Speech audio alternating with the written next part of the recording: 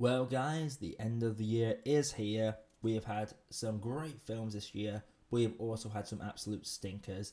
You have already seen my best of list, hopefully. If not, click it in the card there or the link down below. But it's time to get into the cream of the crop, the worst dog shit that I could see this year. Now, there might be some films that you expect to be on this worst list, but honestly, I've only seen 70 films this year, and I've not seen all the bad films, including 50 Shades Freed and A Wrinkle in Time, so don't expect those. Now, to reiterate my rules, these are going to be only theatrical releases, so no Netflix films, and they have to be released in the UK within the year 2018, or at least been an event screening. So there are a couple of films on this list that came out in 2017 in the States and elsewhere, but didn't come out in the UK until the turn of the new year. So, without further ado, let's get into this with some dishonourable mentions, including The First Purge, Assassination Nation, Johnny English Strikes Again, and The Happy Time Murders. Congratulations, you were garbage, but you weren't quite as bad as some of these films.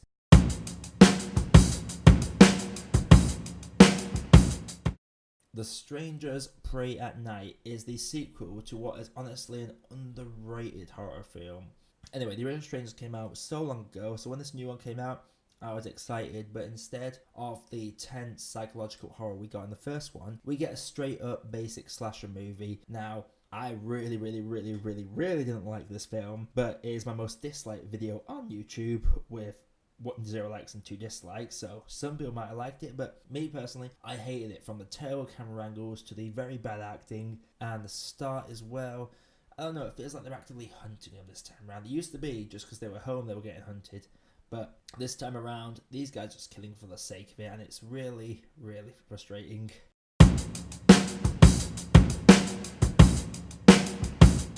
All the Money in the World. Now, this film was nominated for Oscars, and it came out last year in the States. So you might be wondering why the hell it's in my bottom list. Honestly, it's just because for a film about someone who's been kidnapped and their super rich grandfather refusing to pay out, honestly, I was bored, and I did not give a damn about any of the characters apart from, ironically, one of the kidnappers. Like, Christopher Plummer's alright, but I didn't really care for his character. I just kind of want to see the Kevin Spacey cut, even though I get that can never happen because of that controversy.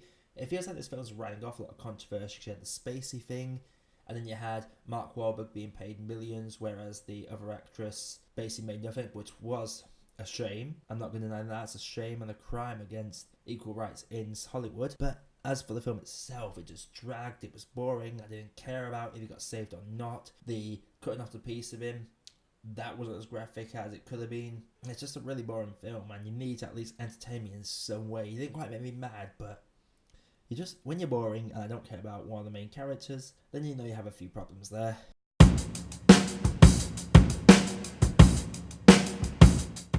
Downsizing has one really good thing in it, and that is the performance by Hong Chow as Noklan. As for the rest of it, the concept could have been a fun one, but it was ruined. There's a lot of very bad global warming messages that are just kind of shoehorned in towards the end. It's very bland. There's not really much comedy or seriousness in it. Matt Damon is frustratingly bad in this. I feel like his character should have been Owen Wilson for the amount of times he goes wow. And Christoph Waltz, I feel like he's just drunk the whole time. It's a really messy film. It wastes its concept. It doesn't get adventurous with it at all. And all the messages it tries to shove in there, it's just frustrating on how much this film was a letdown. I really didn't like this film, and I hope Hong Chow isn't ruined by this film, because she is the best part of this. She has a great future if people give her a chance. Hopefully it's in much better movies than this.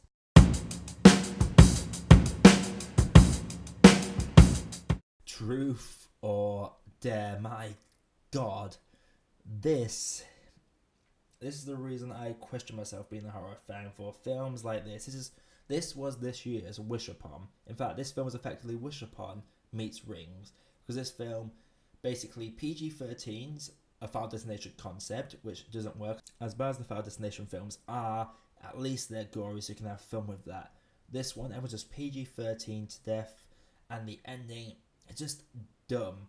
Like, they basically just copy the ending of Rings, where they infect the whole world through a video. That is effectively what happens here. And considering the motive behind it was, oh, I would choose you over the world.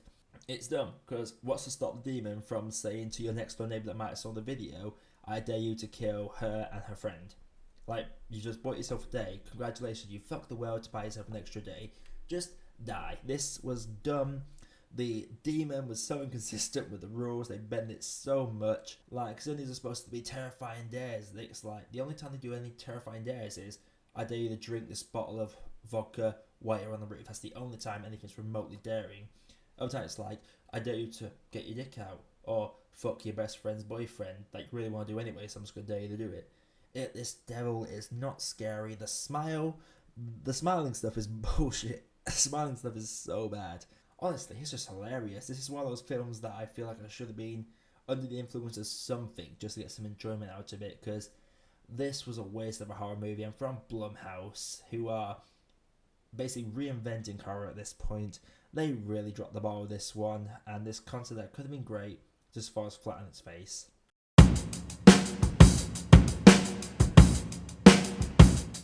The Darkest Minds is hopefully the death of the dystopian teen drama film, because this film was just very bland and cliche in all shapes and forms. It's funny that the first film was Hunger Games, and the actress who played Rue, Amanda Stenberg, is the leading lady in this one. The ending is very sequel baity, and I don't really get excited for a sequel. It was a very boring climax as well.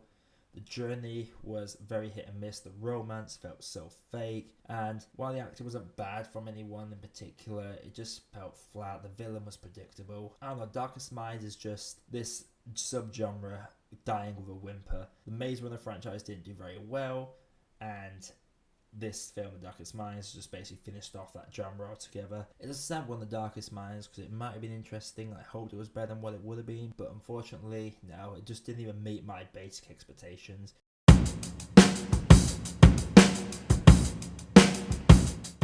While there was a film that was trying to give some love to the small budget films, this one was effectively a little girl that was being raised to hide from these wildlings, which are effectively werewolves.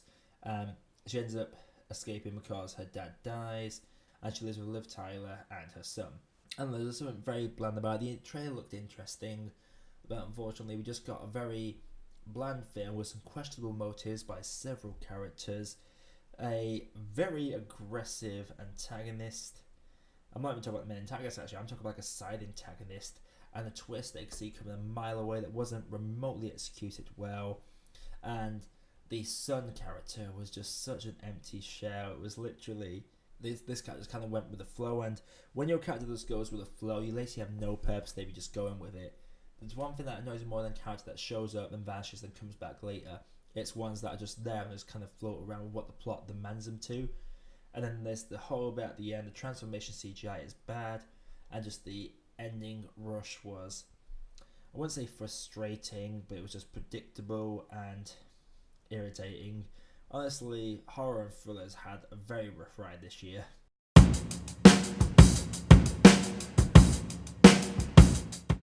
Unsane. So, I seem to be the minority of people that didn't like this. A lot of people seem to have liked it from the Rotten Tomatoes score, both critic and audience, but I myself thought it was really stupid. This film was only shot on iPhone, and that did throw me off in how bland the picture quality looked, and the plot felt very convenient a lot of the time. The plot is she basically gets herself locked into a mental asylum by accident, turned out she got a ride out for 7 days, and oh look, the thing that she's paranoid about, her crazy ex happens to be there, but how does he know that she's going to be there eventually? It really does get frustrating.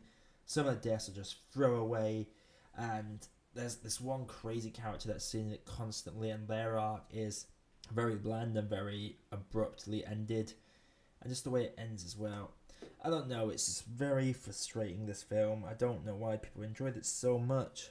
Some people thought it was messed up, and granted, like Claire Foy does a great performance, she's been great this year in every film she's been in, but I don't know, this film just felt very badly shot and very convenient plot-wise, and I just lacked enjoyment. It was a very frustrating film, and you don't want to frustrate me as a film, because then you have a lot of catching up to do if I'm getting frustrated. So, unfortunately, Unsane, while everyone seems to love it, I had to put it as my 4th worst film of the year.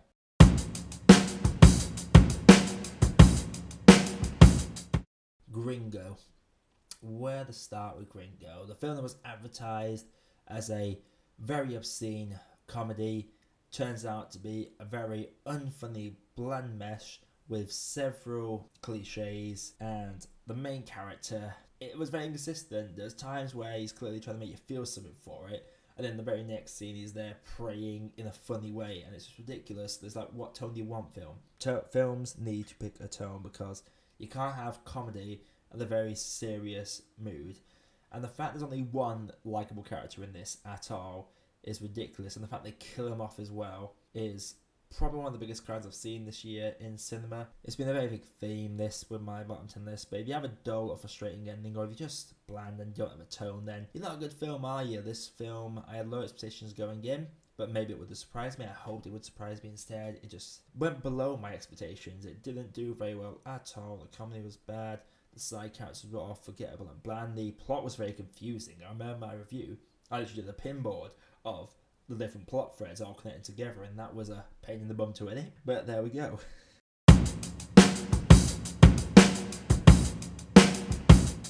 The 1517 to Paris. Now, this film is sad. This is based off a foiled terrorist attack by 3 heroes. This should be at least an alright film or an average film. Clint Eastwood decides it would be a great idea to actually get the actual people to play themselves in this film. So these 3 heroes that deserve all the praise in the world for stopping a terrorist attack have to act on the big screen, and you can tell not one of them has ever acted before. Especially the main one that does the tackling. They look so uncomfortable on camera, and just the amount of filler in this film as well. This is 90% just travelling around Europe together, seeing them grow up and that. And it's just really irritating. Every time they're acting opposite other actors, you can tell they have no experience with these actors are wiping the floor of them. These are average actors. There's just so much filler leading up to the actual event, and the actual event is over in like 5 minutes. Yeah, no one died in the event, but I don't know, I feel like there could be more meat to this, or at least have them on there rather than play themselves, have them give advice to the people playing them rather than have them play themselves, because that way you at least get a very comfortably acted film. I don't want to shit on their acting, but you can tell they can't act. You can tell they've never acted before, so why put them in that position? These guys are heroes, and now they're just there looking very awkward on a big screen. It's a big shame, but luckily, the 1517 to Paris was not my worst film of the year. Oh no. If anyone here has watched me quite regularly, you will know exactly what it is.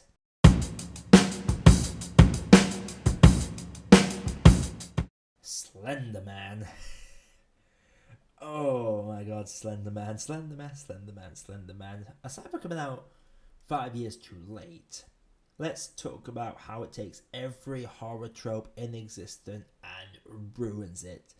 We have terrible acting across the board with terrible characters. The Slender Man himself, it's beyond belief how everyone knows about the Slender Man, but no one believes in it. Yet all you need to do to summon him is click a link. The Slender Man himself looks terrible CGI wise. When he's in the trees in the distance, that looks nice, but this film has so many up close practical effects and some terrible glass breaking CG effects that are just gobsmackingly bad. The main characters are so... These are some of the dumbest characters I've seen. Don't take your blindfold off, and the film decides, oh, let's not even pretend not to take the blindfold off, let's have him peek, then cut to a wide shot of him, and then have her rip it off in another shot. So don't even try to pretend this character's not gonna rip the blindfold off. They literally tease it in a cutaway shot. And the ending, I don't want people to watch this film, so I'm just gonna spoil it. The ending, she goes up to Slenderman and says, take me. So he's like, fine, and she runs. So what, you gave up on wanting him to take it, and now he's like, no, I'm just gonna run. And there's this plot point with a boy from the main character that just never goes anywhere. It's implied that he's summoned him as well, but that's never paid off. Her sister somehow has seen it. It feels like they tried to borrow some of the elements from Rings and try to put that in there, but honestly, it just does not work. This film was everything that was wrong with horror movies. Everything. This year has had some truly terrible horror movies, but Slender Man is absolute garbage. There's not a single thing I liked about this at all. I try not to shit on actors, but the acting was god awful. The plot made no sense, and I had 2 guys next to me talking the whole way through the film. Like the whole film, they were yakking away to each other. Usually I tell them to shut up, but with this film, I loved hearing them commentate on what was going to happen before it happened, because it literally got to the point where I was sitting there having my popcorn, just seeing how bad it would get, and it was getting worse and worse. The film did itself no favours. There was no inspiration behind it. There was very little that connects to the original game.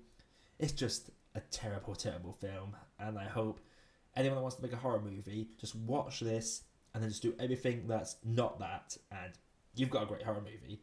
It's a good thing A Quiet Place came out this year. The fact that A Quiet Place and Slenderman have come out in the same year is actually insulting to me. But there we go, guys. That is my 10 worst films of the year. If you did enjoy the video, leave a like. And if you enjoy my content, feel free to subscribe and follow my social media links. Tell me, what did you think was the worst film of the year? Tell me down in the comments below. Hit the subscribe button for more reviews coming all the time. And I'll see you guys next year. This is the Spike Hair Podcast, signing off.